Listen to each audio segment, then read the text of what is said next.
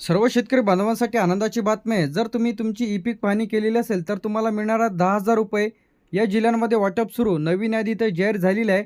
ज्या शेतकरी बांधवांनी ई-पीक पाहणी केलेली आहे तर अशा शेतकरी बांधवांसाठी एक मोठी आनंदाची बातमी आहे।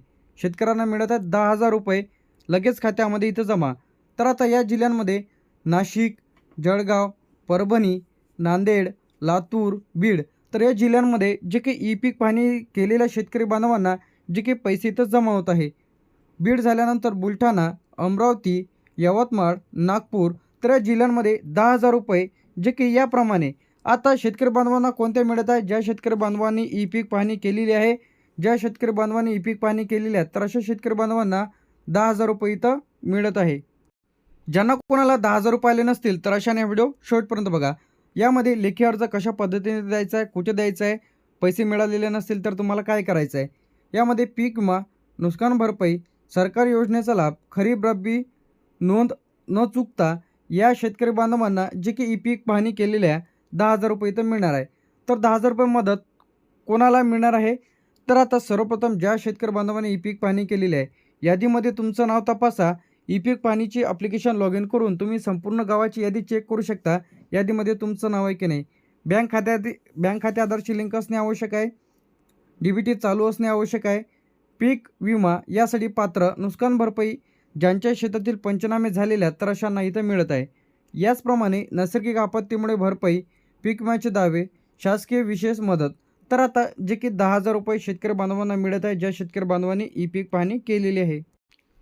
या जिल्ह्यांमध्ये वाटप देखील सुरू झालेलं आहे। यामध्ये नांदेडमध्ये 6 ते 10,000 रुपये वाटप सुरू झालेलं आहे, परभणीमध्ये 10,000 रुपये याप्रमाणे वाटप सुरू झालेलं आहे, हिंगोलीमध्ये 8 ते 10,000 रुपये प्रक्रिया सुरू आहे म्हणजे वाटप व्हायचं राहिलेलं आहे, लातूरमध्ये 8 ते 10,000 रुपये प्रक्रिया सुरू आहे, बीडमध्ये 10,000 रुपये वाटपास सुरुवात झालेली आहे, धाराशिवमध्ये 8 ते 10,000 रुपये पडताळणी सुरू आहे, जालन्यामध्ये 6 ते 10,000 रुपये मंजुरी प्रलंबित आहे, छत्रपती संभाजीनगरमध्ये 6 ते 10,000 रुपये प्रक्रिया सुरू आहे, अहमदनगरमध्ये वाटप सुरू झालेले आहे 10,000 रुपयाप्रमाणे, पुणेमध्ये सुद्धा 10,000 रुपये याप्रमाणे वाटप सुरू झालेलं आहे। यानंतर इथे आपलं सोलापूरमध्ये 8 ते 10,000 रुपये प्रक्रिया सुरू आहे,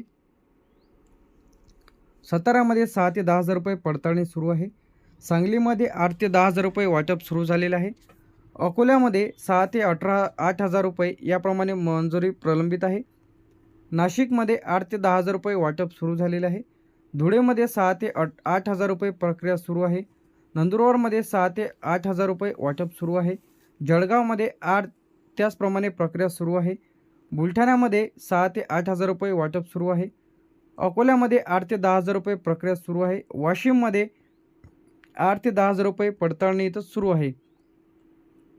यानंतर इथे आपलं यवतमाळमध्ये 8 ते 10,000 रुपये प्रक्रिया इथं सुरू आहे, वर्ध्यामध्ये 8 ते 10,000 रुपये पडताळणी सुरू आहे, नागपूरमध्ये 8 ते 10,000 रुपये प्रक्रिया इथं सुरू आहे। यानंतर इथे आपलं भंडाऱ्यामध्ये 10,000 रुपये वाटप सुरू झालेलं आहे, गोंदियामध्ये 10,000 रुपये मंजुरी प्रलंबित आहे, चंद्रपूरमध्ये 8 ते 10,000 रुपये प्रक्रिया सुरू आहे, गडचिरोलीमध्ये 10,000 रुपये वाटप सुरू झालेलं आहे, ठाण्यामध्ये प्रक्रिया सुरू आहे, पालघरमध्ये वाटप सुरू झालेलं आहे 6 ते 8,000 रुपये याप्रमाणे ई-पीक पाहणी केलेल्या शेतकरी बांधवांना, मुंबईमध्ये 6,000 रुपये प्रलंबित सुरू आहे, मुंबई शहरामध्ये 6,000 रुपये याप्रमाणे मिळणार आहे, रायगडमध्ये जे काही प्रक्रिया इथं सुरू आहे, रत्नागिरीमध्ये सुद्धा 6 ते 8,000 रुपये प्रक्रिया इथं सुरू आहे आणि सिंधुदुर्गमध्ये सुद्धा प्रक्रिया सुरू आहे, रत्नागिरीमध्ये पडताळणी तर सुरू आहे। यानंतर स्थिती जाणून घेण्यासाठी तर आता यामध्ये वाटप सुरू आहे म्हणजे पैसे खात्यामध्ये जमा होत आहे, प्रक्रिया सुरू आहे म्हणजे कागदपत्राची तपासणी सुरू आहे, जी काही पडताळणी म्हणजे डेटा तपासणी सुरू आहे, मंजुरी प्रलंबित म्हणजे निधी मंजूर बाकी आहे। तर याप्रमाणे काही जिल्ह्यांमध्ये वाटप सुरू झालेल्या खात्यामध्ये निधी इथं येत आहे ज्या शेतकरी बांधवांनी ई-पीक पाहणी केलेली आहे। याचप्रमाणे जर पैसे आले नसतील तर तुम्हाला काय करायचं आहे, ग्रामसेवक, तलाठी, कृषी सहाय्यक, कृषी अधिकारी यांच्याशी संपर्क करायचा आहे ज्यांना कोणाला पैसे आले नसतील तर। यासाठी तुम्हाला लागणाऱ्या आवश्यक कागदपत्रे आधार कार्ड, 7/12/8, बँकेचं पासबुक, ई-पीक पाहणी केलेल्याची जी काही मोबाईलवरून स्क्रीनशॉट काढून ठेवायचं आहे। याचप्रमाणे महत्त्वाच्या जे काही सूचना आहे, पीक विमा मिळणार नाही जर तुम्ही ई-पीक पाहणी केलेली नाही, नुकसान भरपाई अडकू शकते, योजनेपासून वंचित राहू शकता ज्या शेतकरी बांधवांनी ई-पीक पाहणी केलेली नाही। तर आता ई-पीक पाहणी केली नाही, मोठे होणार तुमचं मोठं नुकसान होऊ शकते. 10,000 रुपये तुम्हाला मिळणार नाही. शेतकऱ्यांनी लगेच तपासा की ई-पीक पाहणी केली की नाही. तर यानंतर आपली जी काही ई-पीक पाहणी जी आहे अंतिम मुदत यामध्ये जे काही खरीपसाठी सप्टेंबरच्या अखेर राहते, रब्बीमध्ये जानेवारीच्या अखेर राहते, उन्हाळीमध्ये मार्च ते एप्रिल. तर आता ज्यांची कोणाची राहिलेलीच असेल तर अशांनी जे काही तलाट्याला भेटा, तलाट्याच्याकडून जे काही सहाय्यक नेमण्यात येते ते तुमची ई-पीक पाहणी करून देते. जरी डेट गेलेली असेल तरी. पैसे आले नाही तर त्वरित हे काम करायचे आहे. ज्यांना कोणाला पैसे आले नसतील तर अशांनी तलाठी कार्यालयाला भेट द्या, ई-पीक पाहणी तपासा, डी-बी-टी खाते चालू आहे की नाही चेक करा, आधार लिंक तपासा, लेखी अर्ज द्या. काही जिल्ह्यांमध्ये वाटप सुरू, पडताळणी सुरू, मंजुरी प्रक्रियेत आहे. असं नाही की सर्व जिल्ह्यात एकाच वेळी पैसे येतील, टप्प्याटप्प्याने जमा केला जाईल. यासाठी लेखी अर्ज तुम्हाला देतो डेमोसाठी.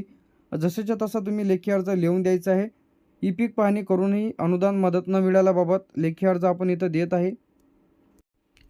अशा प्रकारचं फॉर्मॅट राहील. तुमच्या गावाचे नाव, तालुका, जिल्हा हे तुम्ही व्यवस्थित लिहून घ्या. दिनांक टाकायची आपल्याला. ई-पीक पाहणी पूर्ण करूनही आर्थिक मदत न मिळाल्याबाबत हा जो अर्ज आहे इथं सादर करत आहे. यानंतर महोदय, जे काही आपण इथं संपूर्ण माहिती तुम्ही याचा स्क्रीनशॉट काढून घ्या. यानंतर खाली येते आपल्या शेतकऱ्यांचे नाव. शेतकऱ्यांचे संपूर्ण नाव टाका, गावाचे नाव, तालुका, जिल्हा, आधार क्रमांक, मोबाईल नंबर, बँकेचे नाव, खाते क्रमांक, पिकाचा प्रकार. हे संपूर्ण माहिती भरल्याच्यानंतर यामध्ये पिकाचा प्रकार झाल्यानंतर गट क्रमांक म्हणजे आपला सर्वे नंबर टाका, ई-पीक पाहणीची तारीख टाका. यानंतर आपण ही संपूर्ण माहितीतून तुम्ही लिहून घ्यायच्या किंवा स्क्रीनशॉट मारा, स्वाक्षरी करा आणि यासोबत तुम्हाला जोडायचे कागदपत्र. यामध्ये आधार कार्डची प्रत, 7/12/8 बँकेचं पासबुक आणि ई-पीक पाहणी केलेल्याची पावती इत्यादी जोडून तुम्हाला द्यायचे आहे. कुठे द्यायचं आहे? तलाठी कार्यालय, कृषी सहाय्यक आणि तहसील कार्यालयामध्ये.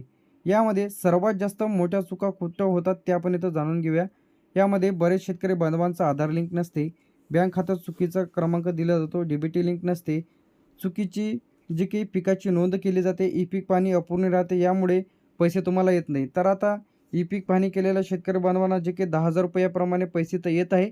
लगेच तुम्ही तुमचं खातं तपासा.